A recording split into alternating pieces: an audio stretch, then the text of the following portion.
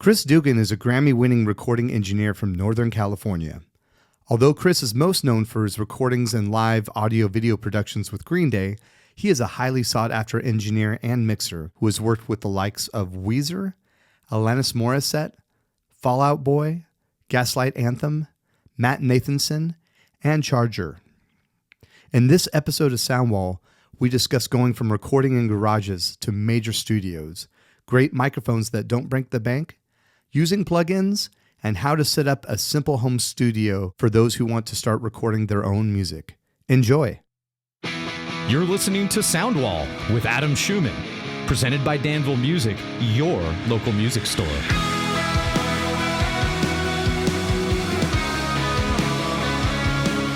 Well, before we start, I want you to give Chris the rundown on how to use the mic, because I want to listen to your dumbass tell a Grammy-winning engineer how to use a microphone before podcasts.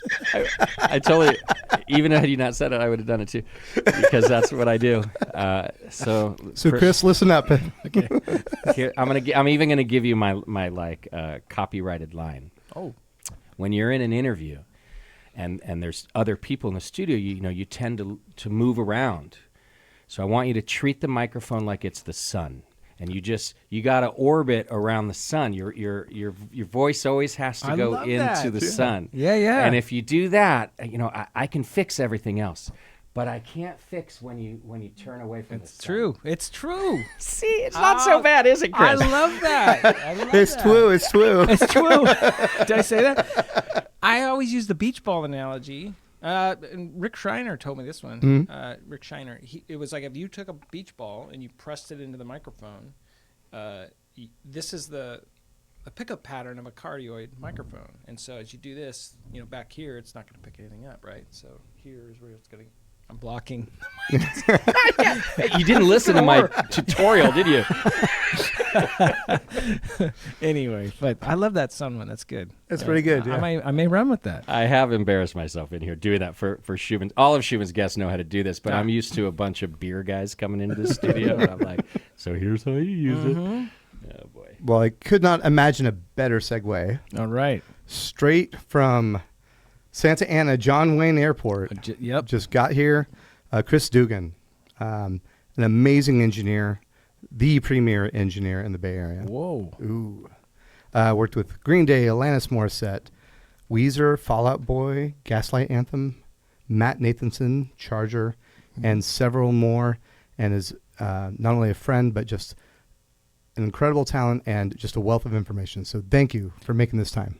Thanks for having me, buddy. Yeah, this is awesome. Thanks for being here, Justin, for driving. With us is Justin from the Hop Grenade, which is where we're recording, the best tap room in Concord. I agree. Thank you. How many do we have on tap here? 21 on tap, Nice. and about another 150 in cans and bottles. Wow. Yeah. Holy smokes. We love our beer and wine here. Oh, yeah. That's good.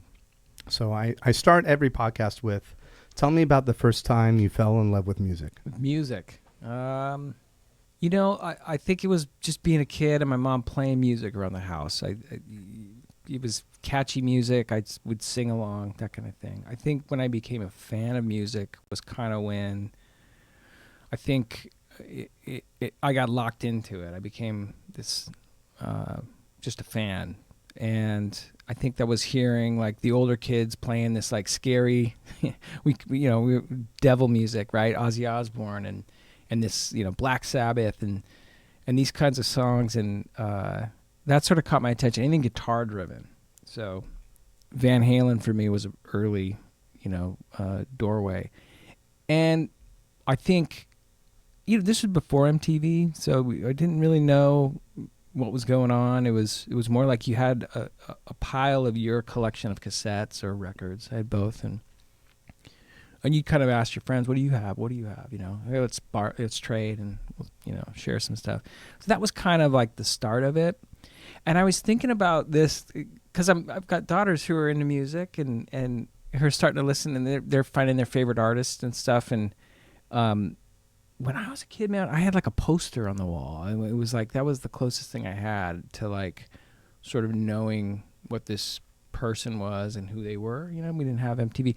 MTV kicked in, and then all of a sudden, sort of everything was like, oh, okay, look at this. This was like, and I had friends gravitate towards sports, and I did too for a little bit. And they found their way in that world, and I sort of went, okay, this speaks to me more so. And so at a young age, just sort of going through those early records and cassettes sucked me in. And then before you know it, I'm like, I gotta play an instrument. I gotta pick up guitar. I was really into electric guitars, and a friend had one, and I got to hold one. It was a big deal, because they seemed like kind of untouchable in the little town that I grew up in. And there turned out to be these 2 music stores that had a ton of them. So I'd start going to music stores and stuff. So probably around the age of 8, 9, I kind of got the bug about music. But yeah. What music stores did you have that you were going to? Was it Gill's? Yeah, there was Gill's. Well, Okay. I ended up working at Gill's for a number of years. But there was Webb's music too, right? And Webb had been around forever, right? He was the guy that was rooted right in downtown Antioch. And that's where I took my first drum lesson, I think it was. And but yeah, they had Fender, they had Gibson. He made his own amps, the Webb amps. Really big for pedal steel players, I guess. Super clean, sounding. And then there was Gill's, and I ended up working there. And he had a shop out in Pleasant Hill, out here, that I used to work at. Cool. Yeah. So did you play in any of the school bands? Did you do any jazz band, any of that stuff? Yeah, I did. That's kind of where it kind of started for me. Was in 5th grade. I got the music teacher would come around to classes and who wants to play an instrument? And at the time, my older brother had played sax, so it seemed appealing to me. Oh, I'll play sax or something. And if I remember this correctly, it was they would take you out of class to do these sort of lessons, and it was based on the instrument. So maybe all the woodwinds or something would lead together, and then other instruments or strings would probably go at a different time. And I think mine was after school was drums was an option, and I think that was easier for me or something. So I was like, oh, I'll try drums. And in the back of my brain, I'm like, this is band music, so I know this isn't what's hanging on my wall, right? It's not rock and roll. But if it's drums, just maybe, maybe this could cross over, right? Maybe it could lead somewhere, and what I ended up learning was, the marching stuff, right? You standing up, there was a bass player, somebody playing the bass drum, a couple people playing snare drums. And it was great. And then those 2 guys, there was 3 of us, those 2 guys bailed. They're like, I'm not into band. And then Not doing rudiments. right, totally. It was a little silly, but it was fun. I found it fun. I was like, okay, I get it. I'm going to do this.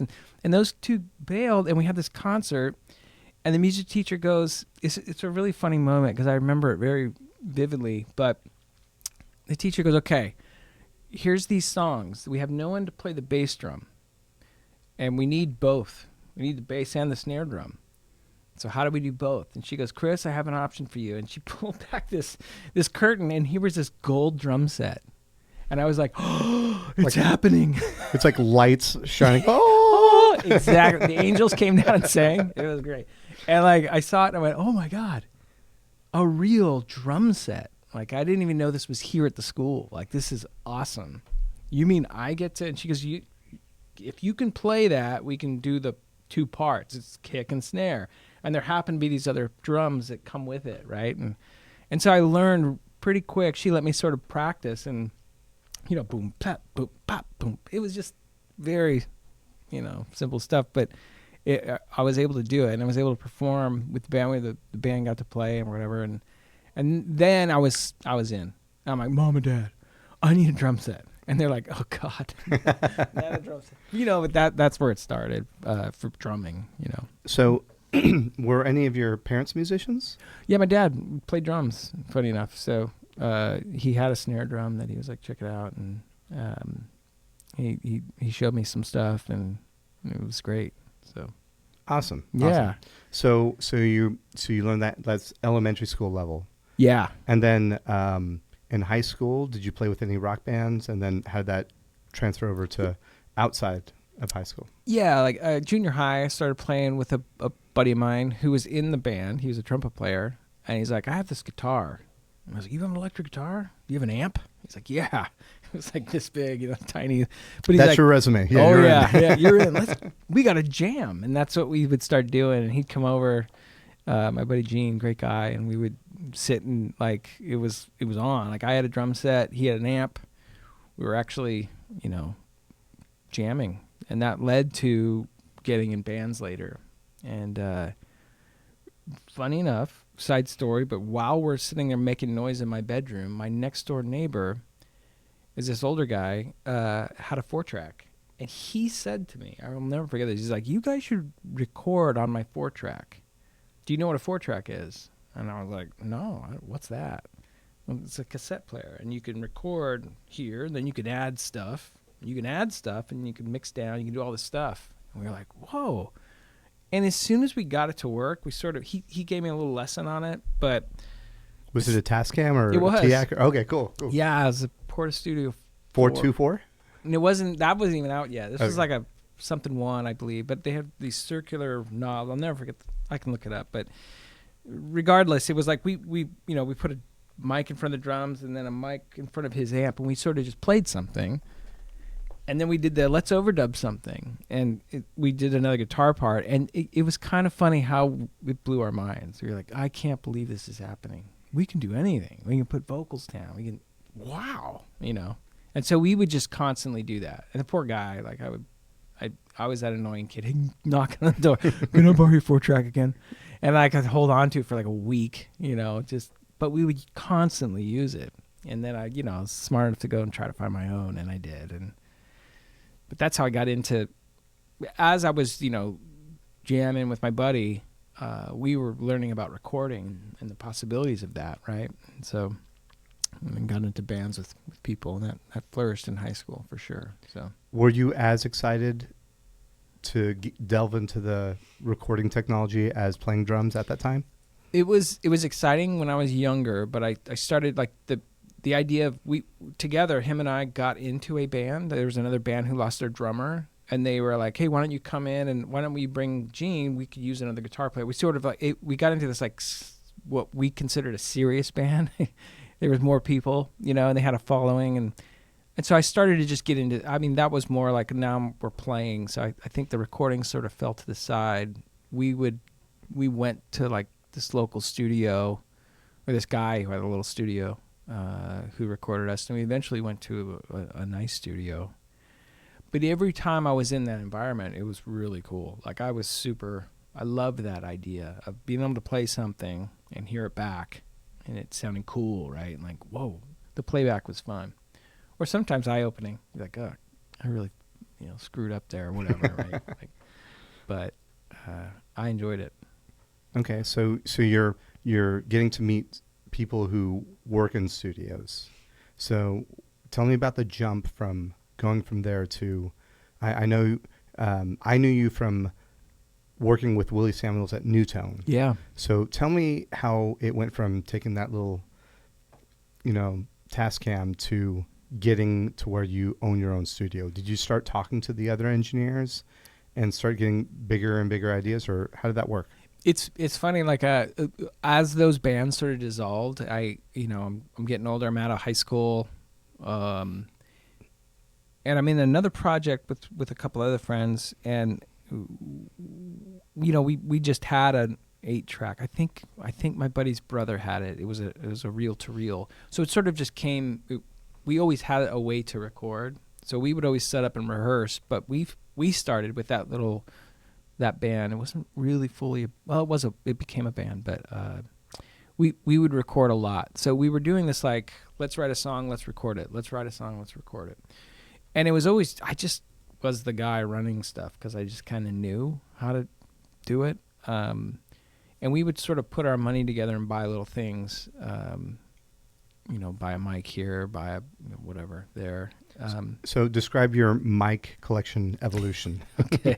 Well, it starts just like anyone's, right? It starts with SM58s or some version of that, even a cheaper version of that, right? And I remember AKG came out with the D112. When that came out, I happened to buy, and I don't even remember where I bought it from, but it came with 2 little mini clip-on mics, so it was like a package. Right. So like for your tom, maybe it was 3 of them, and they looked just like the D112s. It was really funny thinking back on it, but that was a big day. I was like, I have a real kick mic, but then I have these little clip-ons, and they sounded horrible.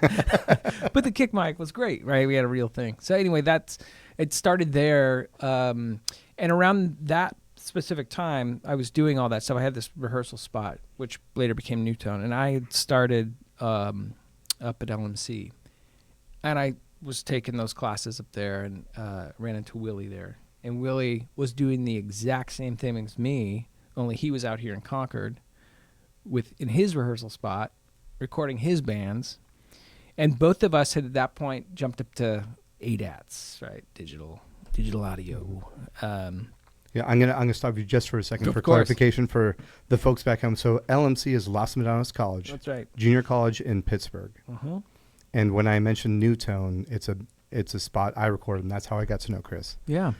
It was an ex-munitions depot. That's right.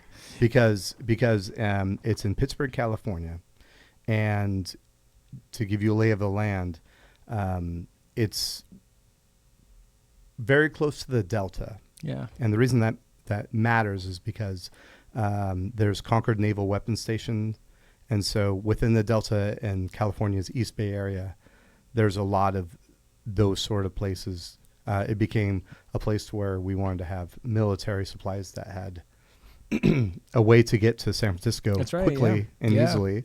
And so you guys found these old spots that you had mechanic shops next to you. Yeah. Well, we had a cabinet shop. A cabinet shop, Yeah. okay. Saws.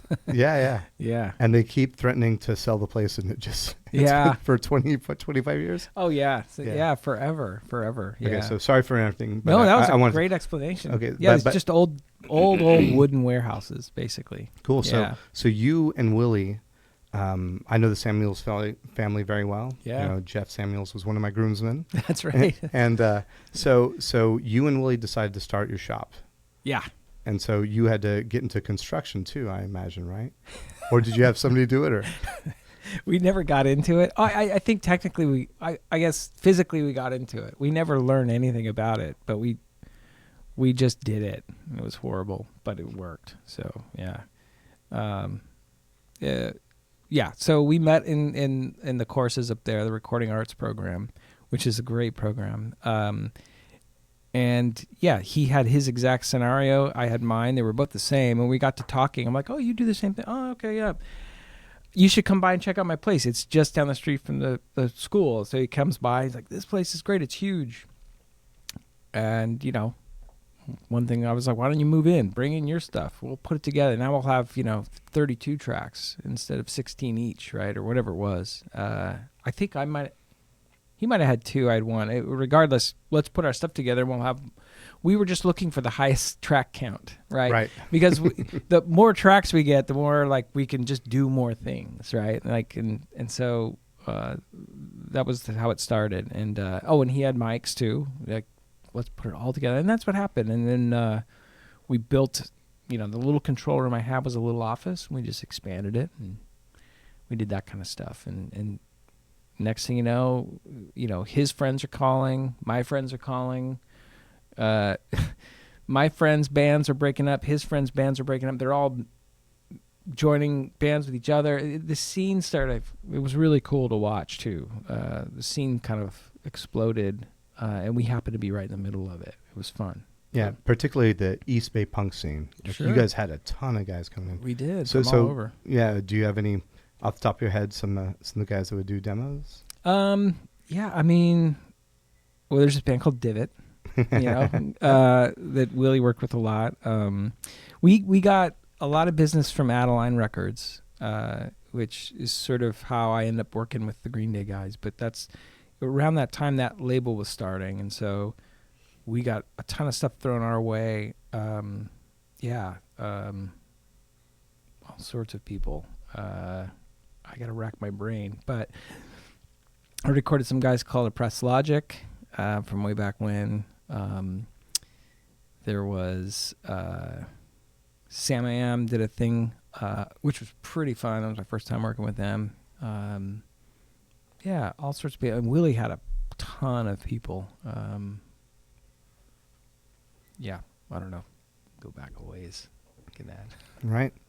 So you're blanking. So, and that's the experience doing that just gets you clearly better and better in engineering. And I will say a lot of my favorite engineers end up being drummers. And Same with me. And I have my hypothesis is going to be that it's pretty easy to record guitars, but getting a proper, I mean, if you've got a good tone and you put a 57, you're good. But properly recording drum sets, that's an art. You have to have the right room, and you have to know what you're doing to make sure nothing goes out of phase and things get funky, right? Yeah. A lot more of a science to it. There's just more, there's more mics, right? It's the most mics in our type of music, it's the most mics on a single instrument, right? So, it takes a lot. And sometimes a lot of mics is cool, sometimes little is cool too, but I think it's just how you sort of learn to and the drums are always so temperamental. I mean, everyone's drum kit can sound so different. And to sort of pull characteristics out of a drum set that we want for loud music, and it's sometimes hard. You got to sort of learn these tricks. But I agree with you. Like, that's always been my mindset. I also would throw this out there too. If you have an engineer that can kindly say, hey, do you mind if I tune this just a little bit? Yeah, that helps. I mean, that's the ultimate tool. I remember trying, I would spend hours like messing with EQ. Like, I need a better EQ to make this drum sound better. But when you realize, like, and this goes across the board for any instrument, if you got the sound ready and the amp is healthy and the speakers are working, right, and everything is nice, you're miles ahead. And then, of course, the more important thing is the person actually playing it is super on top of their game. It's even better. So, but you cut your teeth. I was young, bands were young, and so it was a push-pull, helpful handshake learning experience, right? When I was younger. So, Cool. So, let's talk about. So you're doing engineering. You're playing with some punk bands that are revered in the Bay Area at least, and have a big underground following. Mm-hmm. Tell me about your jump from doing that to starting to record Green Day. It started in an individual sort of way between the band Green Day in the sense of the members. So it started with this. Sam I Am came in to do a song for a comp, and they didn't have a drummer, and so they asked Trey to play. So Trey came all the way out with his drum kit and set up, and I was like, holy crap, you have Trey in your band? Okay, cool. This will be great. I was a fan of his drumming and the sounds of his drums. Man, I can't tell you like how much we chased a lot of their recordings just to make drums sound that punchy, right? And so this was really cool for me, speaking of drums. But did you find that he knew exactly what he was doing, tuning his drums? I imagine he's the sort of guy who does. Yeah, he was like, he'd done it already a bunch, with like some really talented engineers and people, right? So he knew what to do. And so that was that experience. So I had recorded him. And then Mike had a side band that he was in called the Frustrators that I had worked with. And so they needed a studio. They came in. I take that back. I recorded the Frustrators' first record at Billy Joe's studio at his old house. And so that's where I met Mike and all those guys. And then Billy had me coming over to his house to record, and he was producing a lot of bands for his record. So I would just work at his studio. And so it was sort of on these like remote sort of things. And it wasn't until, they hit the studio to quote unquote do some demoing. Hey, we're going to go into the studio for like a week. Would you want to come and engineer it? And I was like, yeah, sure.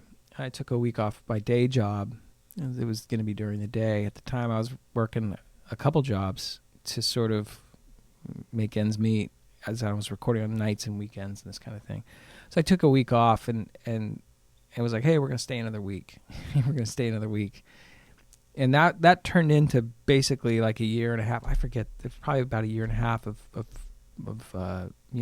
writing the American Idiot record. That's what it ended up becoming. Wow. And so then I was in the studio, and now I'm like working with all the guys. So it started with just individual, and then, and it was working with them. Did you have any inclination that this was going to turn out to be one of the biggest records of the 2000s? No, it's so funny. It is a funny story because it starts out as like, we just want to demo. We have these songs. Let's just get them down. I was more like super stoked to be at Studio 880. That's where it was in this, working on an SSL. I was like, yes, finally, look at this, and so that was a fun thing for me. And I mean, I'm not saying working with the band wasn't fun. That was amazing too. My brain was on like, okay, I'm just going to record. I'm in engineer mode. And as the weeks went on, it's just funny thinking back on it because those guys were like, you know what, let's do something fun. let's get some go-karts. It was so, it's hard to describe it. It was just a fun experience that just melted into this like, let's take a break and go do something nuts really quick, and now let's come back to the studio and I've got an idea for a song. And all of a sudden out comes this song and everyone's like, where did that come from? Cool, this is great. And so, all this stuff kind of progressed into that kind of world. They like straight up story about, they have a song called Jesus of Suburbia. It's just, call it a rock opera, if you will. There's all these different sort of parts to it. And it started with, our buddy Kenny saying something like, hey, write a 10-second song. We'll be back. He was running to the store to buy batteries for our go-karts or something like that. And Mike was the only one there. He was the first one there that morning. He was like, I can do that. So we ran out and recorded a drum part really quick, played guitar, sang on it, and we had like this little 30-second jam. And the next guy in the studio was Trey, or maybe it was Billy. And he's like, oh, I'll connect to that. It reminded me of when I was a kid. I used to, you used to draw pictures and then you attach a piece of paper and continue the picture. I don't know. I used to do that. Yeah. And then that's what was happening. And like, it was like, Trey, then we wait around. Trey, it's your turn. For what? Come listen, Oh, okay. 'Cause this is cool. And then another one. And it was all in fun. It was all like this, like, super like no pressure. And as it was really awesome, but as these songs were getting added on, the more serious they were getting, sort of. I wouldn't say serious, it's just they became more epic, all these little sections. Let's add a piano, let's add a timpani, or let's add, like, things started getting more, and we would listen and we would, I don't remember how many days it was. We didn't spend a ton of time, but we would certainly, over that course, we would sit and every day we'd listen from the start and listen to what we created, and it was fun. It was fun to watch that. And then next thing you know, I was like, should we get out that corny bit, the funny thing where we're saying the goofy stuff and maybe put something else in there? Let's try that. And then it's turned into this monster. And I mean that, a monster, a good thing. Like, yeah. Well, do you feel like there was one defining moment where you kind of said, it feels like now I'm part of something, like this is going to be big? Or was it like a slow roll? It was, I think for those guys, like when they sort of saw that, looking back on it, I wasn't aware of it. I didn't really know how those guys operated and their speed, but I'm sure that they all were like, we just tapped into something kind of amazing. Is this cool? I remember there being like, is this cool? Like, is this right? And them going, yeah, this is awesome, and pushing forward. Let's follow this for a moment, or something like that, right? Like, let's go down this road. And I watched them do it, and more songs came, and it was great. Was there an outside producer, or did they decide at some point to say, maybe we should get another set of eyes on this? Yeah, later, Rob Cavallo came in. It was my first time working with him. I was super nervous. What a great guy. He was super cool. And yeah, I got to watch him work, and that was pretty fun and a great experience. And he came in and sort of like stoked the fires and maybe reined in a few things here and there. I just watched him, and everything's just naturally took off at that point, and it was great. And so he was there for a big chunk of the very tail end of it. So, all the songs had been recorded in one fashion or another, and he's a really fun guy to work with because he's I can say this for the band too. They're really into the recording process as well, which I found something really cool in common. Like, we could sit in the control room and talk about stuff, and everyone would be down. Like, everybody's on the same wavelength. Everybody wants, like, is that snare drum right? Should we make sure it sounds good? Or should we tweak it? Nobody really in my past had cared. They want it to sound good, but they would take the time to stop and go, is this right? Should we change this? And I'd be like, yeah, that's a great idea. Let's try that. And collectively making some cool decisions in my world, which was fun. Rob was the exact same way. Loved to get in his hands dirty with mics and sounds, and it was cool because everybody was kind of pushing each other to do cool things. Like, we tried to get the biggest room sound we could on the drums in that room. It was crazy. We just kept, like, at one point we pulled down all of the wall treatment, and then we were like, Jesus, this is crazy, Just kept pushing and pushing, It was cool. That's cool. Yeah. I find, after interviewing several people on how to record, the common threads are, it seems like the combination of curiosity and competency Oh yeah, goes a very, very, very long way. I think so. And having guys who have been together since they were very young, that comfort level, it can either go one of two ways. It can either be like, they say in brothers bands, they either love each other or they can't stand each other. Right. So what a cool environment to be able to work with it. There's one more element to that, I think, and sometimes it's the unexplored sort of places you can go. Like if you get thrown a curveball with something, that helps, I think, because we did a project called the Foxborough Hot Tubs, which started because a friend of ours had a Tascam 388. It was an old 1/4-inch 8-track. We're like, that is cool, let's set it up. And I set it up in the room, and it was really just a couple mics on the drums. And it was like, let's record, we were listening to it, and we're getting into, wow, this is really awesome. And I remember Billy being like super inspired by this sort of lo-fi garagey sound. And he's like, let's record something. And I was like, cool, let me set up the drum mics. And I remember him going, nah, just leave it the way it is. And I'm like, wait, whoa, there's only like 3 mics. That's not cool, And I'm thinking like, again, I'm like, I'm recording Green Day. This is being a long time ago. I have to put up all this stuff. And I remember him going, no, let's keep it simple. And me having to work with it. I remember being a little like, oh man, and it was great. And I'm glad I got thrown that, because it was cool to be limited in a certain way. Well, limited in my brain to sort of make everything sort of work and gel and work. And it ended up being one of my favorite records, like to look back on and be like super proud of, because it was just a curveball. It was small. We had to keep everything down to 8 tracks. So hopefully I can quantize this because John Bonham, Ringo, they all had like 3 mics at best, right? Yep. And I've heard the Phil from In the Air Tonight was maybe 1 or 2 mics. Oh, okay. And maybe I'm mistaken, and it was pointed towards the corner of a wall or something like that. Yeah.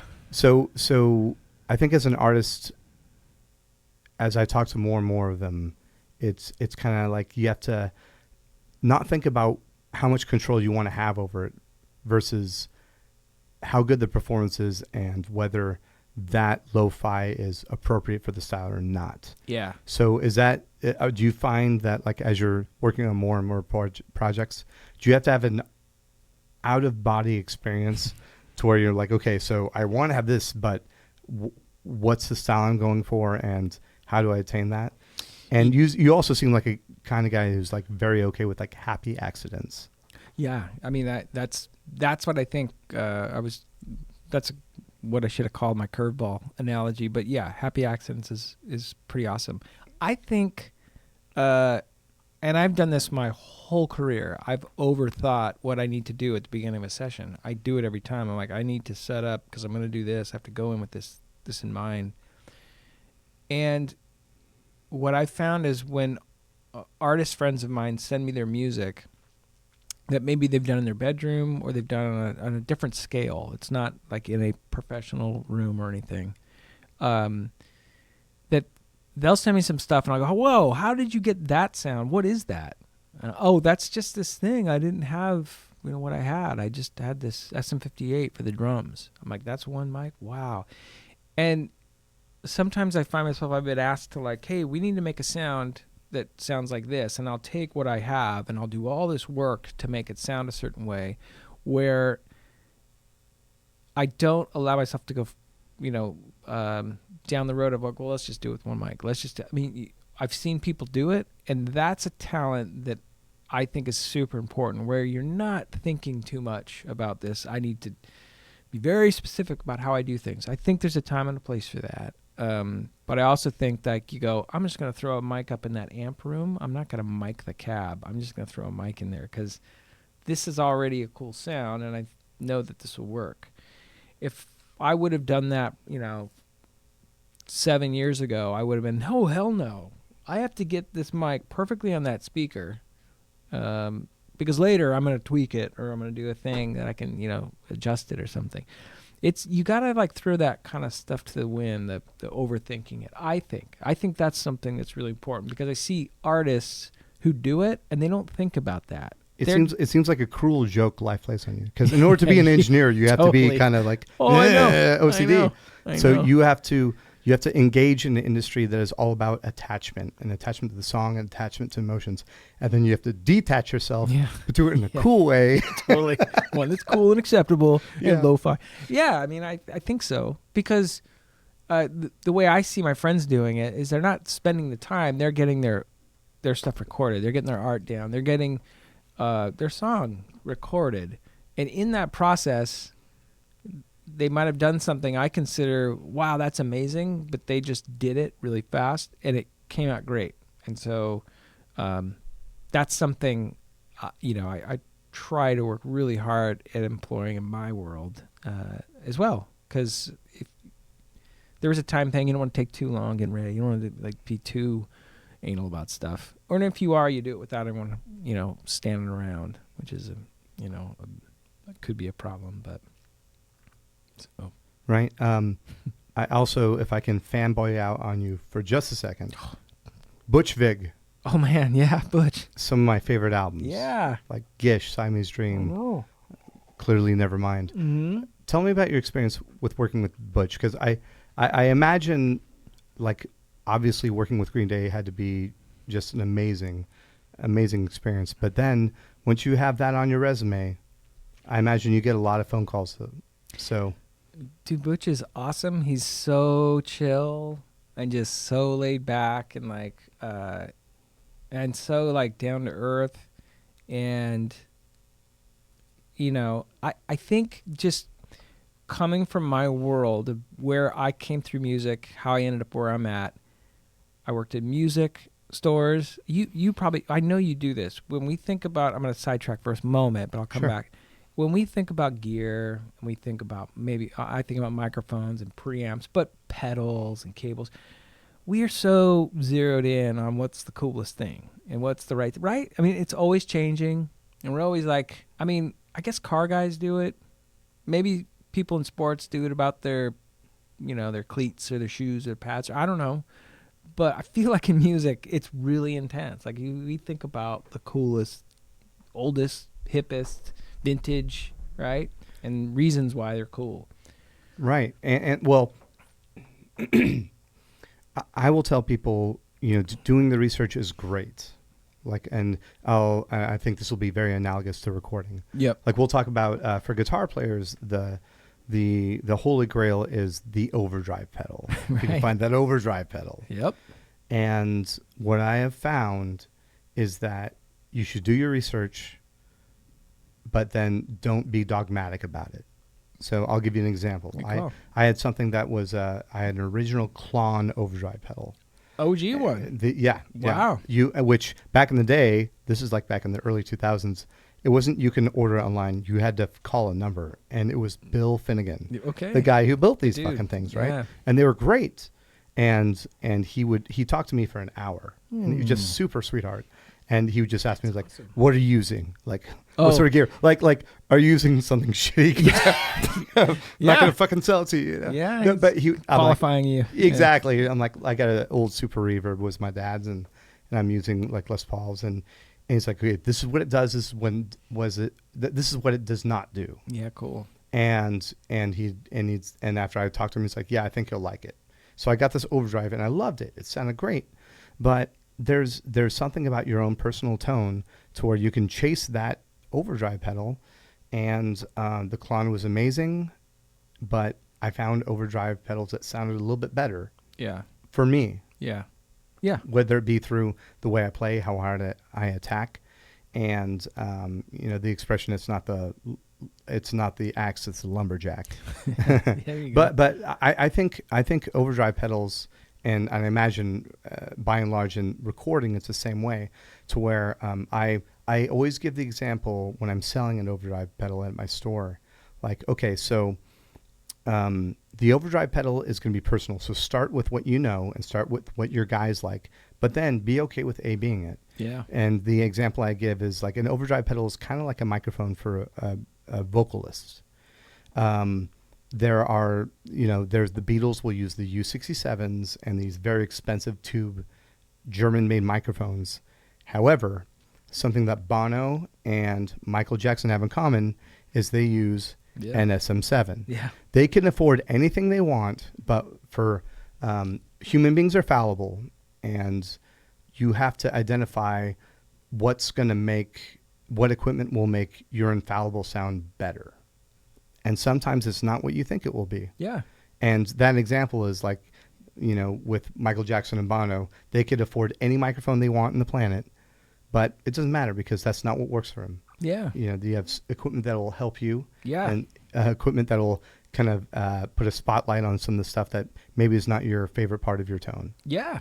So And with recording, I mean, now you're doing that with 5 or 6 people, dude, right? just go down the signal chain. It's like it starts at the cable, and then it goes to the the mic, the cable, and then the preamp and the EQ and the thing, right? And there's so many nerdy, geek points, right, that we can all geek out on. And it's just the same in guitars, the amp, the wiring.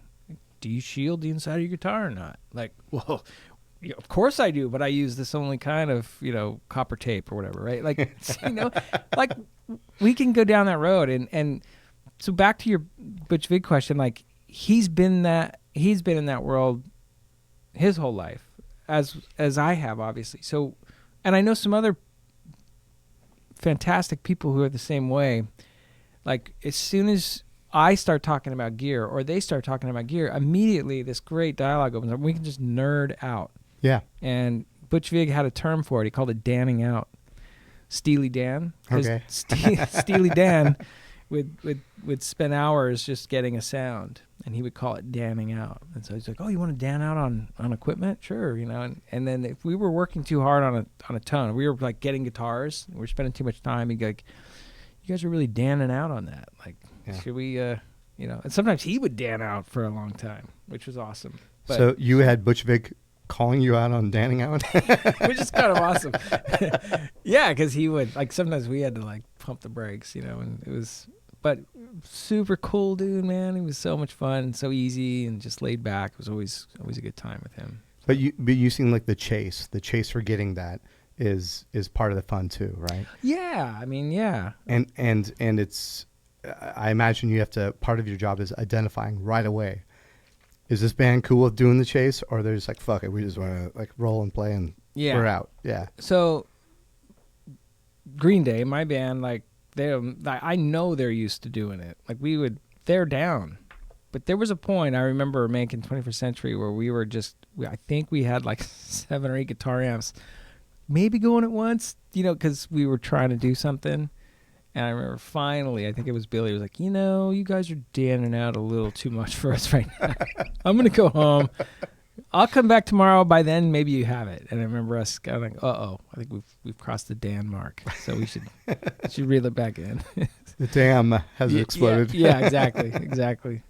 But he's a cool guy. And, another great guy I got to be around was Crystal Algae. And he's just phenomenal to watch work. And when you get him talking about equipment, forget it. Like, it's great. He's like an encyclopedia. If I could ask that guy like questions, like, somebody should just quiz that guy on gear because he knows so much about everything. It's cool to hear his take on stuff and like. Well, clearly he has all sorts of stuff on waves, like his own settings and stuff like that. Yeah, and they're great. They're fun. There should be a secret handshake where it's like, okay, we're cool with gear or we're not cool with gear. Yeah. But see, that's the thing. It's like everybody in this world. I'm not going to say everyone, but just I think for some, I don't know how it happened, but we're all in that nerd spot. I think it comes from starting as being a musician because, like, I was like nerding out on what kind of drumsticks I need to play, right? And then what kind of heads I need to put on my drums, and then it just, ballooned from there. So. Well, it doesn't make a difference. I mean, I get to play thousands of guitars, having a music store, but like, even the thickness of your pick makes a difference. See? I've done that. Yeah, I know. I know.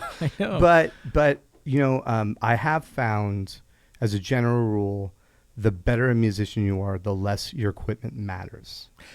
Exactly. Because you can have when I reached to the point to where I was trying 2 different amplifiers and I have a harder and harder time feeling a difference, I'm like, okay, I think I'm getting better at guitar now.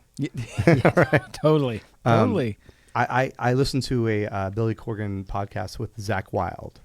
I caught some of that. Man, and he was just saying, you know what, like when I was going on a G4 tour and he was like Nuno Betancourt and like all these crazy guitar players, he's like, I could listen to them rehearsing in their dressing room. Yep. And within 3 notes, I knew exactly who it was. That's right. Because they have that sound. Yeah. And Mike Campbell from Tom Petty, like one of my favorite tones ever. Absolutely. He calls it bone tone. Like you have your own natural thing.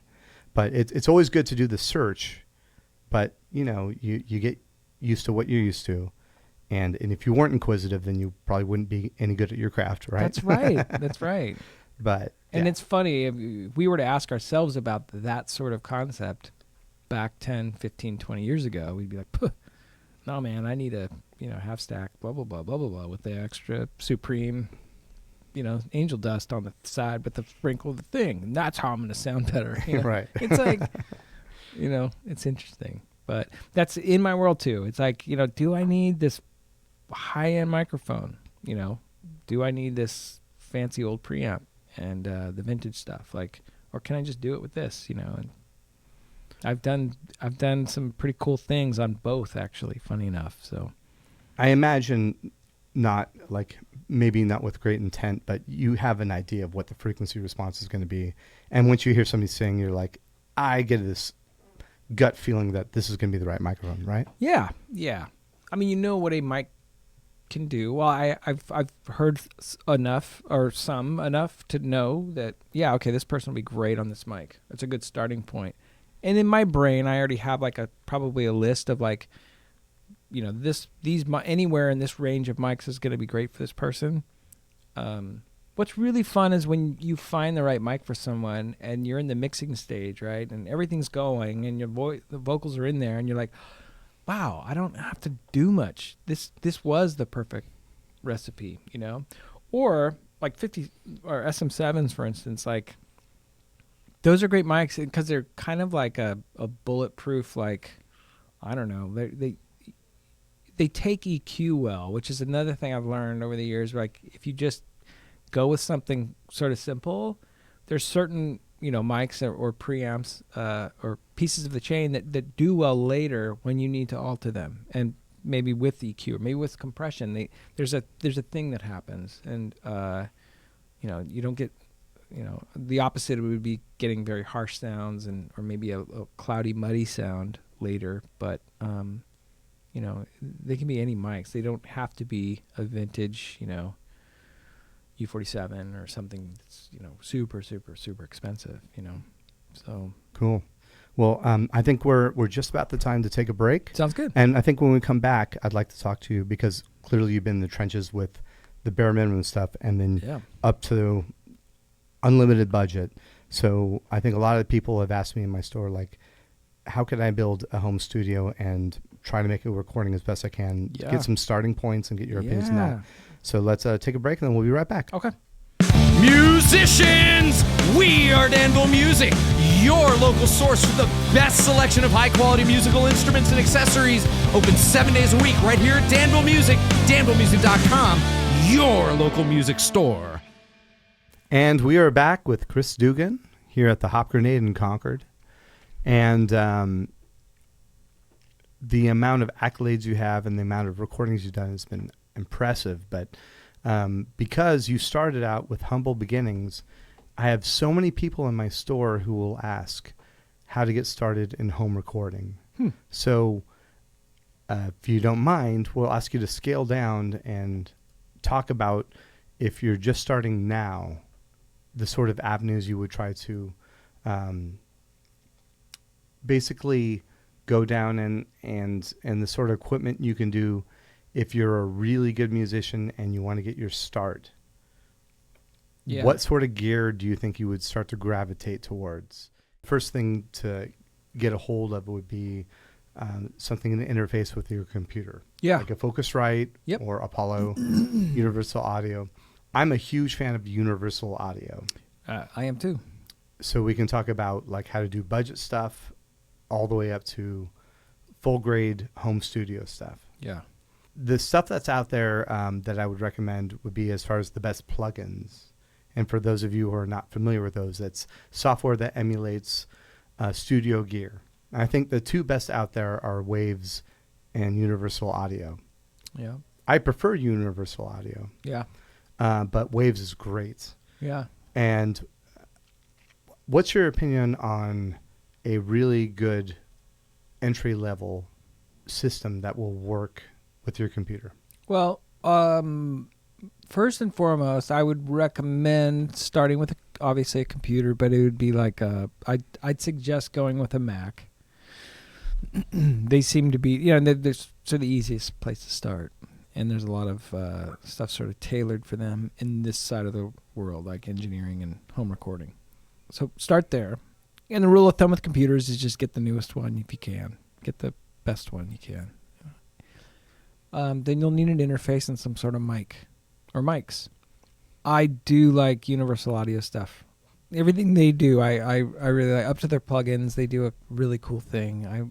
I met those guys years ago, and they sort of told me how they do things, and they described modeling the Pultec Tube EQ, the PEQ one. Like, I'm pretty sure they still do this because they had it back then, but just enabling it, but running your audio through it, even though none of the knobs are turned or you're not applying anything, it's still getting the color of the analog signal. That's because they modeled it like that, right? So they however they modeled it, they ran it through not even turning anything on. So you actually are getting the coloration of a unit without enabling anything.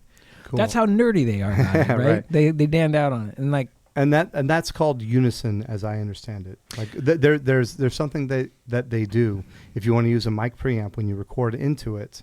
That I'm just explaining for the folks at home. Yeah. Where when you plug your microphone into a preamp, there's a resistance that gets sent back to the microphone. It reacts differently.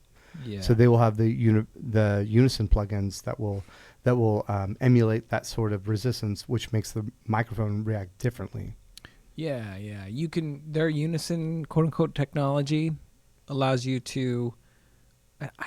They may have been the first ones to do this, but I think they are actually, because they have their interface and they have their console program that runs, and you can actually insert those plugins right after the preamp or instead of the preamp and record through them into your recording program, your DAW. If it's Logic, if it's Pro Tools, if it's Ableton, any of those systems, that gets the coloration, it gets the effects. So, and it goes, quote unquote, to tape, right? So you can go through that. That's the thing about the Unison software. Or you can disable it, and you can still hear it, but it doesn't get printed into your DAW. That's the Unison technology. So you have the option of to record it or not to record it, which is kind of fun.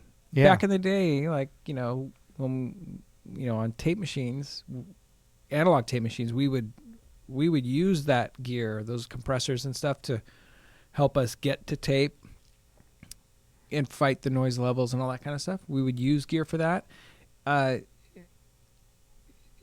It's arguable how you can use it nowadays. You don't really have a noise floor anymore, so you can go in sort of dry, but you can also go in using this stuff. And there's, I suggest doing it either way. But that's how nerdy they get about it, and that's why I appreciate them from my nerd brain, is because they really are really into that stuff. They've got some great stuff. Their Ocean Way plug-in of the room it's crazy. Capitol Records. Oh man, yeah, it's so good. Well, and for those of you who don't know, when you buy one of their units to plug into your computer, it comes with a Shark processing chip. And the great thing about using UA plugins is that you're not taxing your computer with all the processing that's necessary for your plugins. That means you're allowed to have more tracks. So you buy the unit that's hardware. They take care of the processing power for the plugins, which are the most realistic things I've ever heard. Yeah. It allows your computer not to be like bogged down. That's right. As you're trying to put together the most professional recording you can have done, which in the Bay Area, sadly, there's a lot of legacy studios that have gone bankrupt because of the cost of commercial real estate in these places like Fantasy Studios. There's a number of other ones. But you were one of the first people to talk to me about like how good the UAD plugins were. Yeah, so it's the reason these studios have gone under is because you can actually make a very professional recording sound in your own bedroom. But you got to have the know-how. And the entry-level stuff would be how to get like good vocals, how to get good drum sounds. To your question, it would be like, get yourself a computer, get yourself one of those interfaces. A lot of companies make them. If you wanted my suggestion, I'd get an Apollo or something. And I should backtrack really quick. What are you recording in your room, right? So if you're an artist, like if it's you and an acoustic guitar, you and a keyboard, and you're gonna sing. Let's say you've got a controller, you're recording piano and keys. Maybe you're recording an acoustic guitar, maybe you're singing. So maybe that's 2 mics, right? An SM7 is a great mic. You can go down from that to an SM57 or an SM58. $99, I think. It's now $109. Yeah, we had an increase. Okay. Yeah, there you go. but most tariffs. Well, yeah, right. No. but 57s by and large is the one thing. If I ask any engineer, if you could have one thing, it's kind of on like a desert one, island. Yeah, it's kind of the one you can get away with everything. Yeah. And if you wanted to like really upgrade, I'd go to an SM7 because I can do the same thing again.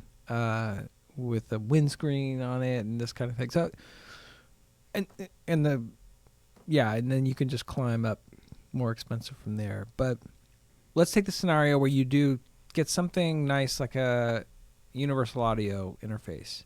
And maybe that comes with some plugins. They're always running some sort of special where you get a handful of plugins along with it. At that point, you've got some really decent stuff.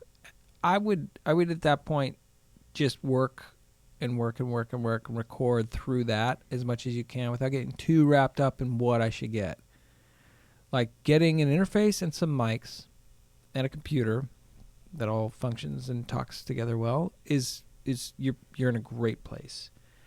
if you find yourself where you're like, oh, I need more mics because I need to record more things, if it's a drum set or if it's, a live situation where other people are there, definitely work around that. But don't get too caught up in chasing gear, I think, in the recording thing when you're starting out. Because there's one thing I really love to see, and it's artists who are really fast on their system, where the recording is secondary. The recording is just this, I need to do this thing while I get out what I need to get out. That, I think, is really important. Making it easy. Keep your stuff set up in a workflow that's always accessible. Your mic is on a boom stand. Keep it handy. Keep your mic, keep everything tidy. Keep everything like ready to go so that if you do have something you want to record, you have an idea, it doesn't take you 30 minutes to set up. It doesn't take you don't have to troubleshoot something. You already know everything's set up. Once you buy your system and you've got it working, fantastic. The minute you start adding stuff, it's going to take a little time to make stuff work. But my point is just keep it simple until you outgrow the simplicity factor of it. Because as an artist, and you asked me from an artist standpoint, and this is why I'm saying, get this thing working, think of it like a blender. It works when I need it. It's going to work in this capacity so that anything you're recording and you have in your brain that needs to come out and get, captured isn't hindered by any sort of like other things, right? Because in my world, I'm dealing constantly with troubleshooting, with all this stuff, which is why audio engineers are called engineers, because they used to have to fix things. They used to have to pilot all this strange gear. Nowadays, it's not that strange anymore. And artists can do it on their own. They may not need an engineer, but in my world, like in a big session, there's always something, and I've got to do it fast enough to not be in the way of that person who wants to record something. And that's where this is coming from, this advice. So keep it simple, and if you get something really good, something nice, something in the middle of the road that's decent and solid, like a U80 thing, or maybe a Focusrite, you're going to be great, and you're off to a great start. So you're saying, do you think potentially like the time it takes for you to set up something that the artist wants, maybe the magic is gone if it takes too long to make that happen? Unfortunately, I've been there. Like my old tape machine, we were so stoked when we got our tape machine, but there'd be something that would go wrong at some point or another. Like a channel would blow out, and you'd have to like pause the session. And big studios back in the day, well, I have this, I get a lot of people asking me that, would you rather be digital or analog, Pro Tools or tape machine? And it's a funny debate. It's really funny because, there was a documentary that came out that praised analog recording and mentioned Neve consoles and tape machines and the beauty and the smell of tape. I remember the smell of tape. Sometimes I hated the smell of it, because it reminded me of the crap I had to go through to make the thing work, or to get rid of the hiss, or to get rid of the thing. Not to get rid of the vibe, not to suck the soul out of music. It was never my intent. But we had a studio that we just didn't have a live-in tech. A long time ago, those big studios, you had a tech that was on 24/7. And in the back room back there was a room with shelves full of gear that was being repaired in real time. And then there was extra cards for those tape machines that when that thing blew out or something went wrong, you just you made a phone call. You went, everyone, hold on, we have to pause the recording really quick. You ring up the tech, hey, so-and-so, we lost channel 12. Okay, I'll be right down. Or track 12. So he'd come down with the other card, boop, boop, boop, put it in. Maybe you had to align it, maybe you didn't, and now you're up and running. We never had that at my place. And so we had to we would oh, we're down to 22 tracks today, not 24. So anyway, to answer your question, yeah, things can hinder a session. Nowadays, it's not as bad because computers are doing their thing. They're a little bit more predictable. That's not true across the board for everyone because there's always issues, but there can be a million things. Like you can have a bad cable. Your headphones can only be playing through one side because maybe they fell on the ground the wrong way. My point in all of this long-winded explanation is for an artist, who's building a home setup is get something that's rock solid and that's just going to be like your computer is. It's going to turn on when you need it to. You can do X, Y, and Z with, so that it keeps the magic can just happen, right? Your songs can come out without being hindered, without any sort of problems. So. Right. I'll back up a little bit and say for most artists, I would suggest you talked about Apple computers. I think getting Logic Pro X is an excellent idea. It's great, yeah. I'm sure you typically use Pro Tools. I do, but I've been working with a lot of people who use Logic now. It's become quite popular. So I think Logic is great for it's most, awesome. especially if you're just becoming a musician, you want to record something. It's $200. Yeah. No subscription and updates, and Yeah. I love it. I mean I'll go as far as to even like suggest GarageBand, because between GarageBand and Logic it's a really good progression. That was one thing I remember when Logic came out. It wasn't Apple. It was another company, eMagic. Right. Was it eMagic, I think? I forget who it was, but it was a different sort of thing. And so when Apple bought it, they I want to use the term cartoonized it a little bit. Okay. That's not fair because it sounds derogatory for some reason, but They call it streamlined. that's right. That's right. Colorful. Bubble buttons and Right. things. But it sort of changed this thing, but it really works efficiently. Like everyone I know who uses it, and again, I'm not an avid user of it. Avid user of it. Get that? But they all I prefer go, Digit Design user. here you go. There's a nerd joke. Yeah. Nerd talk. But everyone's like, I can get a drum set going in a second with the digital drummer. I can get a piano sound up in no time, and it's great. And so all power to them. And I think that's the most important thing for an artist is the fact that they can just get going and do a thing. And, if you wanted to take that a step further in my brain, I would say have that system, have that interface and that mic or those mics, have them set up, keep them nice and tidy, take care of all your stuff, have them ready to go at all times.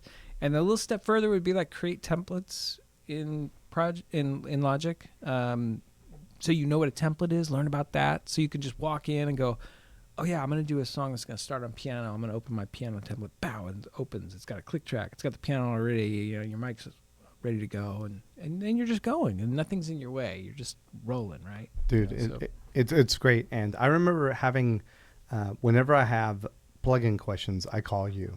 Yeah. Because Chris Dugan has his own plugins with Universal Audio. They're not my own. I just have some presets. Yeah, presets. Okay, I'll say that. My mistake. But I need one of my own, that's for sure. But Yeah. I remember one time I called you, and I'm like, okay, so I feel like a douchebag. Like all I do is I go through the Universal Audio like settings, and I'm like, that's what I start with. And you made me feel good. You made me feel good about that. And he's like, no, that's a great place to start. So, So that's one of the great things about some of these plugins is they will kind of guide you into those sort of sections. Yeah. So if I'm Joe Schmo and I want to record an acoustic guitar and have a vocalist sing on it. Okay, so let's put out this scenario. Yeah. So we make this happen for somebody who's just new to recording. Yeah. Okay. Now Logic has a great drummer program. Yeah. And for all the musicians out there, learn how to play to a click track. Yeah. It Could not hurt. be well. It makes it so much easier to edit, and then and then you can add drums, and the drum sections sound very realistic. Yeah. So I mean, it's amazing how good they can do that. It's cool. Yeah. Yeah. So you get in your program, you do your, like, let's say you're a singer-songwriter, you're doing guitars, you're doing your vocals. Okay, so now you got this project, you save it, and then now you can do some tweaking because you're going to hear some stuff. You're like, this doesn't sound exactly like the recordings I've heard. Right. What are some of those plugins and effects that people don't realize are on all of your favorite recordings that you've heard on the radio? That's a good question. I'll say, just as a starter, like as a Duraflame log, compression, Yeah. EQ, and maybe some nice reverbs. Yeah. So if you are a noob and you want to get into compression, EQ, and reverbs, what are some of the classic equipment that will get you there? And what are the plugins that you recommend that will make that happen? And we can do universal audio to waves to whatever. So I recorded a singer. She's got a great voice. She's through an SM58. Mm-hmm. How could I make this sound as professional as possible? What would be your advice? I would put an EQ on her. If I were looking down my insert order, I would put an EQ. I'd maybe put a de-esser in there. Mm-hmm. So actually, it would start like this: DS, quite possibly, an EQ, a compressor, and then I may EQ it again. And then I would put a send out to a reverb unit, or you can put a plug-in of a reverb unit after all of that with the mix knob. We're getting into, sort of intermediate advanced signal flow options, but I would add a reverb plug-in, maybe even a delay. I have a template for my stuff at home for mixing, and when people send me their stuff, and I have a pretty long, radical list of stuff ready to go. And there's like a couple delays. There's like 4 reverbs. There's a lot of stuff, so I can kind of just be ready for it. But a delay and a reverb, and even an additional reverb, you can't go wrong. You can, if you put too much on it, obviously, for your own taste. And I'll start by saying, right off the bat, there are no rules, right? There really are no rules as to what you do, right? So this is where I start. So we'll throw that out there. I love FabFilter. FabFilter makes some great plugins. They make an EQ called the Q4, the Pro Q4, which is super powerful EQ. It's great. I love that. I kind of use that for all the surgical stuff, right? So I would put that first, right after the de-esser. I don't know what's in Logic. I know in Pro Tools, the Avid de-esser is really great.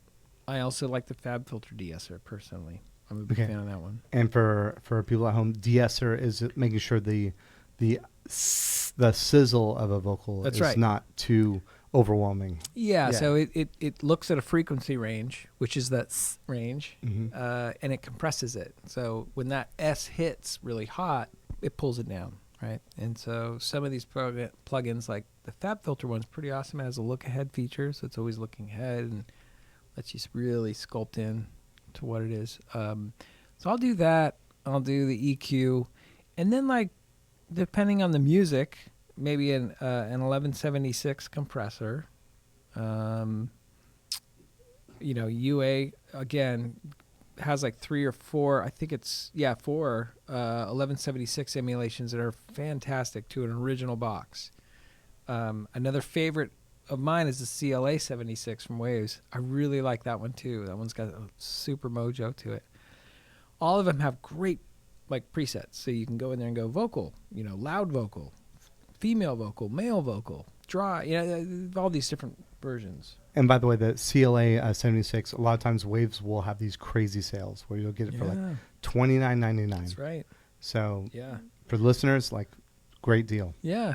And then I'd probably finish off with something like a Paultec sort of EQ, and the one I really love is the Universal Audio one. I just like that one. That's got a really nice top end to it. It's a beautiful sort of airy sound that is complementary to a lot of instruments, but I like it on vocals. That's a general sort of signal processing chain sort of for vocals. You could go crazy on vocals with a million other things, but it's a great place to start. And honestly, like, you can go a little less than this, but this is a good place, I feel like, to start. And then I add a reverb. The Capitol Chambers by Universal Audio, one of my favorites. They modeled one of the plates from the plant. It's beautiful sounding. There's also another company called Valhalla who makes some really great plugins. They're inexpensive, $70, I think. Right. Yeah, they make a plate that I really like too, and a vintage reverb that I use a lot. So one of those plates, I would always plates are a style of reverb that everyone's sort of heard forever on vocals. You may not know it, but that's just kind of what we're all used to hearing as a general rule of thumb when you think of reverb. I think you also recommend the EMT 140, which is the Yeah. plate. I use that all the time on vocals. Oh, that's the one. I'm sorry. That's the one of the plan. I think I said the Capitol Chambers. That's the Capitol Chambers is the Capitol Chambers, but the EMT 140, one of those plates. I forget. They have 3 in there. There's an A, B, and C. Yep. One of them, I believe, is the plants. So yeah, if you have a plate and you have one other reverb, like a chamber or something else to sometimes blend in, that's a cool thing. Like you can sort of do some blending. I'd recommend that. And then a little delay. Sometimes people like a slap delay or a longer delay. That's purely to taste at that point. And I would experiment with that. I'd experiment with getting, your vocal down and then playing with reverb later and sort of seeing what fits the vibe of the song. And again, there's no right and wrong with that. It's totally up to you, So Cool. that's a starting point, I think, for vocals. Perfect. That's Yeah. exactly what we were looking for as a starting point. In my opinion, one of the biggest seasonings you can do is making the drums sound big Yeah. or small or whatever. Like the quality of a recording is so heavily influenced in drums that people don't realize that. It's interesting, right? It makes it sound more expensive, in my opinion. Yeah, or lo-fi, right? Right? I've used the CLA drums plugin Yeah, it's a good one. with pretty good results. Yeah. So if you are a noob and you're just, let's say you get Logic, let's say you spend for $200 and you get that, Yeah. and you do the drums, like what sort of plugins can you do that are, hopefully you can cut and paste and get close to good with some room to nerd out on it? CLA drums is good. CLA drums is good because it has like 4 different things in one, right? And so Which are compression, I know. yeah, there's some Room? EQ Mhm. and some reverb, right? So it's sort of everything. Like, I mean, to go back to vocals, there is a CLA vocals that has all these features that I set individually. Like, you can find plugins like that, and there's no right and wrong as to go to which one you like. Like it, again, this is that thing that goes back to, as an artist, if you could make this sort of easy and fast and still satisfy what you're hearing as quality, I think that's all that matters at the end of the day. I can tell you that this is an amazing EQ, but if working it is odd for you and this other one is really easy and gets the job done, that's what's important. So that being said, CLA drums is good for that because it's quick. There's one plugin. I've got these faders. I love the fader idea. Like here's compression. Here's, I think he calls it punch maybe. I forget what he calls it, but they're labeled different things. Maybe it is compression. That's awesome. What I'd suggest doing is going, recording if you've got, 4 tracks of drums or you've got 16 tracks of drums. I tend to like to bust those drums down to a stereo track in some form and then apply my coloration and my compression or that drum plugin to them as a group. I tend to do that. Everybody does things differently, but that's a great place to sort of start because you get to hear what we're talking about, making something bigger or beefier or smaller.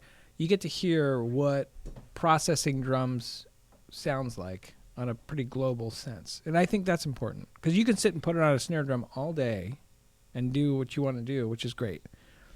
But drums, like in the mix of something, and I mean this in the sense of like rock music, something that's, whether it's, chill or heavy, you kind of want to hear what happens when everything's all together. And so I would try to bust your drums down to a bus, a stereo bus or a group, however your DAW handles it, and then strap this across the top of that. So you can do the CLA drums, you can do an EQ. I would do an EQ. If I had to separate it, it'd be a little bit like vocals in that I'd do an EQ, then I'd do some compression, and even some harmonic distortion to a certain degree, and then another EQ just to tame everything that I'm doing. Now, with that being said, all that stuff on the drums all has to have mix knobs, right? So you can't go on 100%, or you can and really go for it. But in that scenario, these are all like, have mixes pulled back, and I'm adding small elements of this and adjusting how much of each thing is going to be audible with that mix knob, right? Right. So that's how I would do it. And then you get an idea right away of like, whoa, the drums sound crazy right now. The cymbals are out of control. How about I back down the cymbals now because I'm treating them so differently through this new bus compression and all this stuff, and you can start to mix through it. So that's a good way to experiment and hear what can happen. There's a million ways to treat this and do this other ways, but it's a good place to start and start hearing like what you can do to your drums, like, and how big they can get or how gnarly they can get. You're suggesting you get the mix first, and then you start treatment. You're not going through like 16 tracks of, left tom, right tom, cymbal, blah, blah, blah, blah, blah. You're saying get the mix first and then treat the drums. Don't treat them individually unless you need to get surgical with this. Is that what you're saying? I'm saying if you want to like get a broad stroke and get an idea of what you can do to the sound of the drums as a whole kit.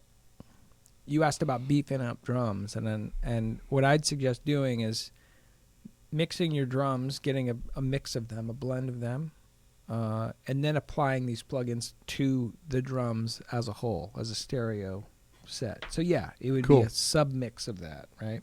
So you would do that in Pro Tools. I'd do that through a send or a folder group, and I believe you can do that in Logic as well. Like you can create a group of that stuff and affect the whole group. And within that group, you're able to set your mixes and sort of blend. That's what I would do. And then I would let it sit. I'd add the rest of my elements, or you got to check it against everything else at that point, at some point. And you're probably going to make some adjustments if you haven't checked it against everything, right? If you've got guitars, you've got strings, or you've got piano, or you've got all of that. As soon as all that's in, you're going to have to do some little tweaks here and there.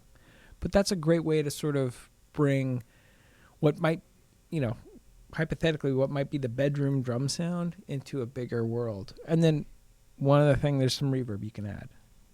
And I'll tell you, man, like I've gotten bedroom tracks, like someone clearly is recorded in just with a lo-fi setup, and they want a big sound, and I've like just thrown up the Ocean Way plugins because the drums like, and I mean like I'm just gonna throw this on really, and it immediately like you're gonna lose your job now. I know, but sometimes you can just solo and you just listen to just that plugin. You're like, I don't know if that sounds. I've recorded in that room with drums, and I'm like, that's interesting. Okay, yeah, I get it. Yeah, that's that. But as soon as you put it in with everything, there's something magical about that plugin. I love. Like I get it.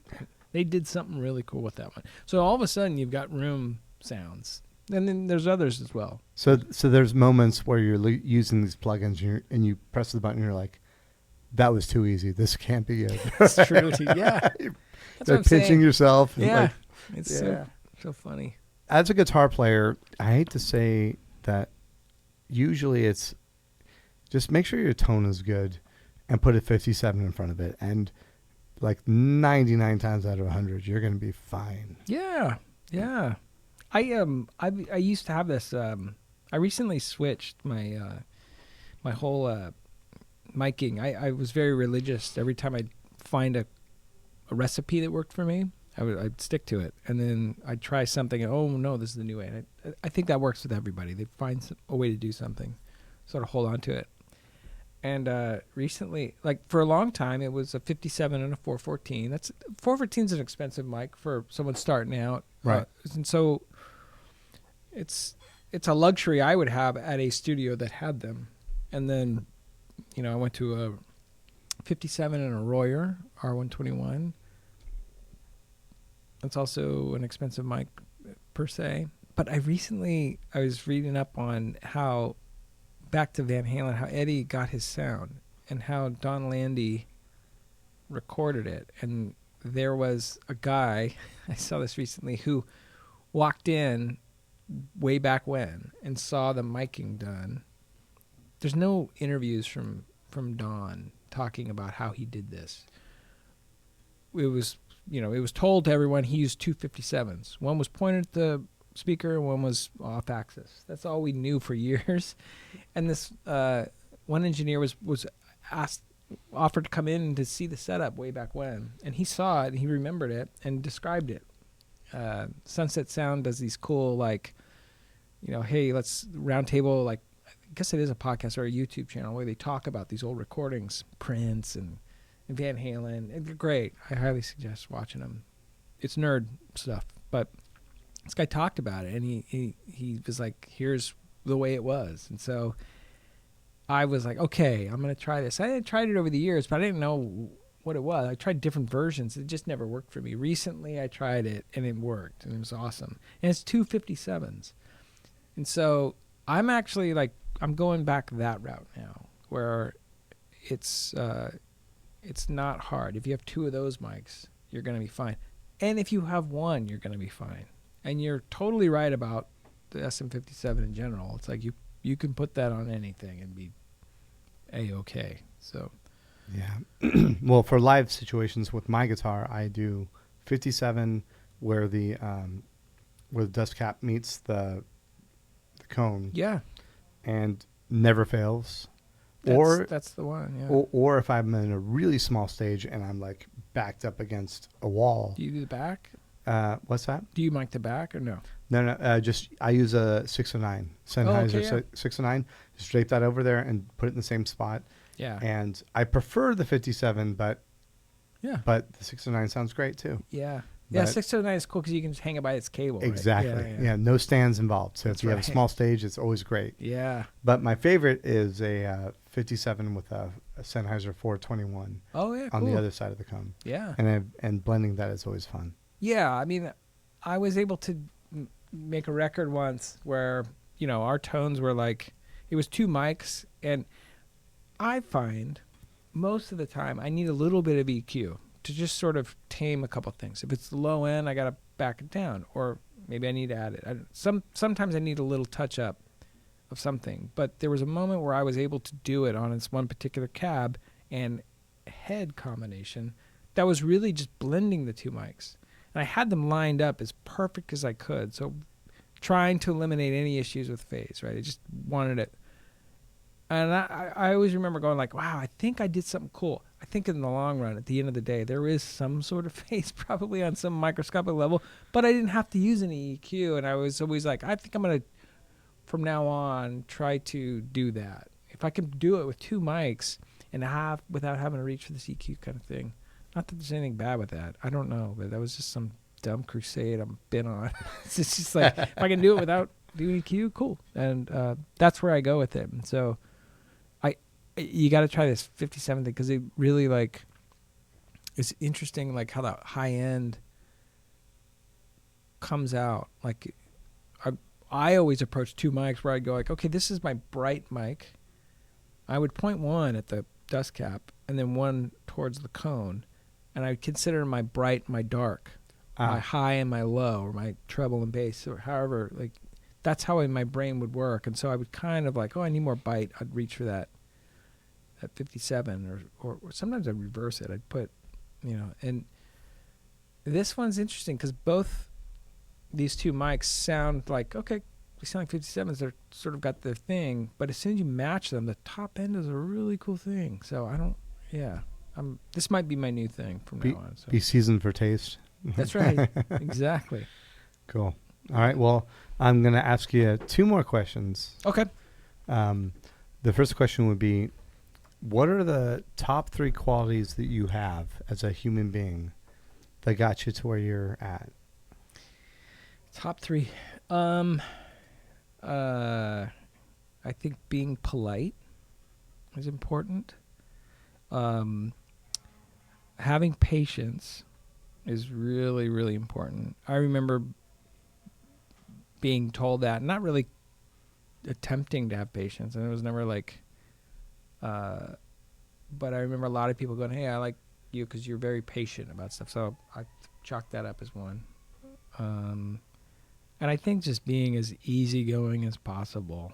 You have to leave, for my job, you have to leave your issues at the door and be able to turn that stuff off and come in and be like, hey, everybody, let's have fun. Let's party. Be like, the Jeff Spicoli of like, hey, let's have a good time and just try to create the best time ever, So, so polite, patient, and carefree. Is that a good It's fantastic. threes? I love the fact that you didn't talk about competence or how good you are at your job. Because Well, I'm not confident. And let me turn this into something that's a compliment, because you are clearly at the top of your game, and your ego is thank you. near zil. And anytime I've had any contact with you, it's always a pleasure. Oh, like that's very kind. it's you're not a punisher. There's no energy absorption. You walk up and talk to you, and you've always been kind, mellow, and just easygoing. And you never walk away from Chris Dugan saying, "Oh, that was exhausting," ever. I hope not. And truly hope you take that as a compliment. Oh, I do. Thank you. Thank you, Adam. And the next question I have is, if you were in ancient Egypt and they're going to bury you with 3 pieces of gear, Yeah, the gear. what gear, when you think of the stuff that you use and like, oh, it sounds great, what would it be? All right, so if I've got super nerdy, That's what we're asking. I want to get deep into Nerdville. Man, I remember when I first found a Royer, like when I first got to use a Royer ribbon mic. The 121? Yeah, like the first time it kind of like clicked for me. I was like, oh, this is how cool this mic is. And this is years ago, but I remember going like, I want to make a whole record with just these mics. I think I could with that mic. So I got to figure out why I'm being buried. Like, I'm being buried in a tomb, but I'm going to be recording more? Or is this just like, I'm out, I'm taking my favorite pieces with me? Yeah, man. I mean, somebody grabs a fucking Ouija board. They put it in the studio, and they're channeling Chris See you Dugan. later, Chris. Chris Dugan. What are the mics you want to use? All right. Well, I'm assuming I'm going to keep working. All right. So, probably an SM7. I got to think about what I'd take with me. So, 1176. That's a good one. Yeah. And then,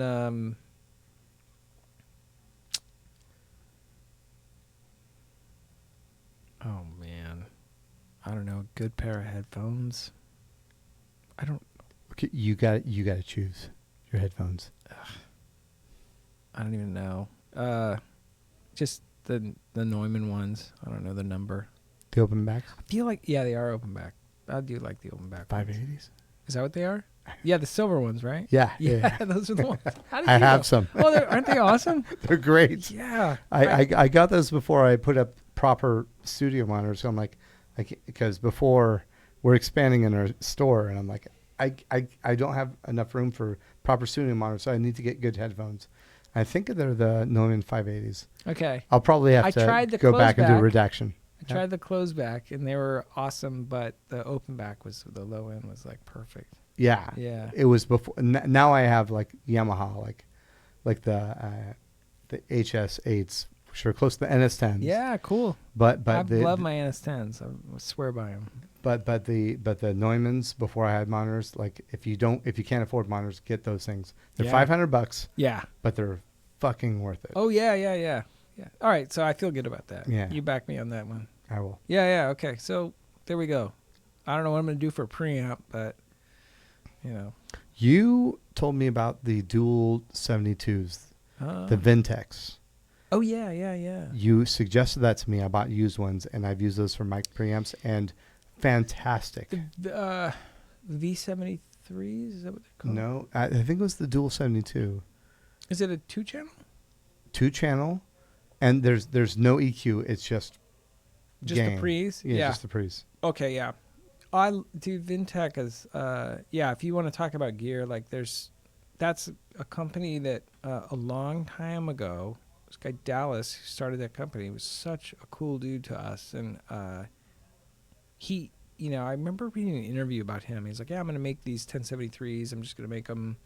this way, and I'm going to make, whatever. And I remember them being like, if you couldn't afford a real 1073, and I don't know at this point, I don't know why you would, but buy one, because the studio I was in had real vintage 1073s, and then we got those, and we started A-Bing them, and it was like, this kind of goes back to that tape machine analogy where you're like,